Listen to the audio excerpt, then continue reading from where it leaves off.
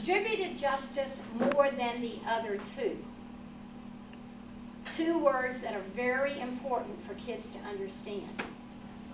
There are benefits when you are distributing things, but there are also burdens.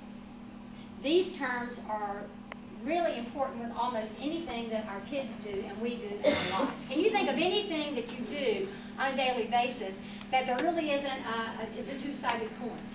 Okay, I'm going to benefit if I do this, but it's also going to bring me some sense of a negative, a disadvantage, or a burden if I do that.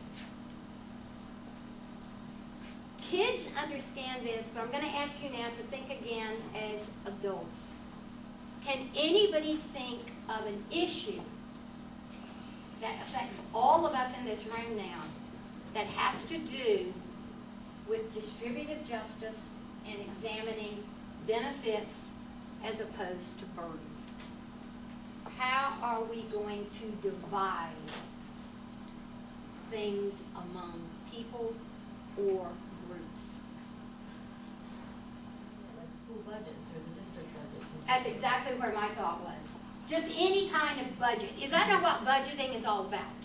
I mean, even if it's your own personal budget, you have to look and say, okay, if I allot this amount of money here, then it probably means that you're going to have to lower an amount somewhere else. So there's going to be a benefit in one case, a burden in another. Right here, since I'm not familiar with the Covington Independent School District and how they budget, what are some issues you would think that, who determines your budget? You have a school board or what? Do they do the finances? They say this is the amount of, okay. Now, let me ask you this. Have there been any cuts that you have felt in your classroom or in your school? Yes. We lost a teacher per grade level from last year to this year. We had 4 teachers per grade level, now we have 3. Okay, So is that an example of distributive justice? Yeah, because it increased our class. I mean, absolutely. Okay, you just identified a burden. When a teaching position is eliminated, where's the burden? On the other teachers, right, because your class size is going to increase. Where is the benefit for eliminating that teaching position? Meet the budget? Yeah.